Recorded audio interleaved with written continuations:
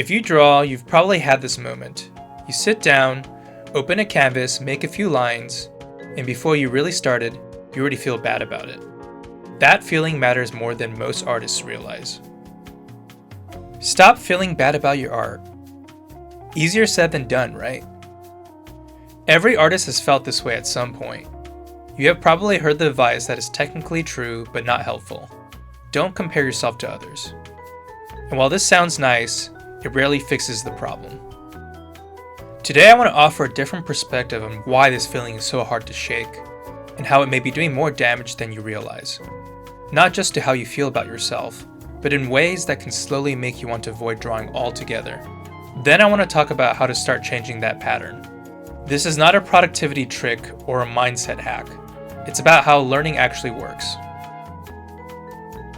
Some artists interpret this discomfort as self-awareness. They think, I'm just being honest with myself, or I'm holding myself to a higher standard. And sometimes they even use that discomfort as fuel to keep going. Feelings such as anxiety, self-criticism, frustration, even a bit of self-hatred. I know this because I used those emotions myself as motivation for a long time, and for a while it worked. But eventually it stopped being sustainable. The loop usually looks something like this. You compare your work to others. You feel anxious or behind. That anxiety pushes you to work harder. Then you compare again. And then the cycle perpetuates. Over time, this compounds. What starts as an occasional negative thought turns into a repeating narrative. And eventually, that narrative hardens into a belief system. The belief that you are not good enough. That belief does not stay abstract. It becomes the emotional context you are operating from every time you sit down to draw. And we all know on the surface why that's bad. But something more subtle is happening underneath. Your brain gets better at what it does repeatedly. What fires together wires together. I am not going to turn this into a neuroscience lecture, but the basic idea is simple. When a behavior such as drawing is repeatedly paired with anxiety, self-criticism, or fear, your brain starts to associate drawing with pain. And humans are wired to avoid pain. It is a survival mechanism.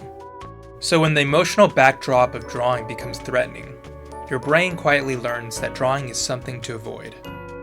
I realized this in myself over time, not because improvement was making things worse, but because of how I was repeatedly pairing the act of drawing with negative emotions. Through repetition, I was reinforcing the same emotional pattern over and over. Drawing paired with anxiety. Drawing paired with comparison. Drawing paired with self-criticism. Improvement still happened as a byproduct of repetition, but the emotional association was getting stronger at the same time. As my skill increased, my standards rose even faster, so the feeling of being behind never actually went away. Eventually, I noticed something important. I did not want to draw as much anymore. The passion started to fade. When your brain associates pain with an activity, avoidance follows. For a long time, I relied on discipline and fear to keep drawing. But eventually, I realized that some of the assumptions I had about art and life were actually incorrect. One of the biggest ones was letting my art skill define my value as a human being. Those are two completely different things. Failure is not the opposite of success. Failure is part of success. It is not a verdict on who you are.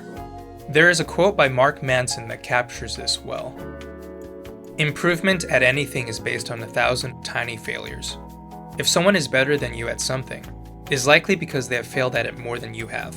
If you think about a young child learning how to walk, that child falls constantly. But at no point does the child think, I guess walking just isn't for me. Avoiding failure is something we learn later in life. At some point, many of us become afraid to fail. And when we become afraid to fail, we start avoiding the very things that will help us grow. Now, learning to walk is not the same as learning to draw, but the underlying logic is the same. There was a time when we first picked up a pencil or tablet and drew simply because we wanted to. We were inspired. We were curious. We were focused on the act of creating, not on what it said about us. Somewhere along the way, that changed. We started comparing ourselves to others. We started assigning human value to skill level. The issue was not that standards existed. The issue was that failure stopped feeling safe. And to be clear, self-criticism is not inherently bad. Knowing what is not working is part of getting better. The problem is when critique becomes a form of self-contempt and is fused with the act of drawing itself. When drawing feels like a verdict, learning shuts down. So the obvious question becomes, if my brain has learned to associate drawing with pain, how do I undo that? The answer is not be more motivated or push through it harder. If pain trained the loop in the first place, forcing yourself through more pain usually just reinforces it. What actually needs to change is the association. The way this loop gets rewired is by separating two things that are usually fused together: drawing and judgment. Most artists judge their work in real time while they're making it.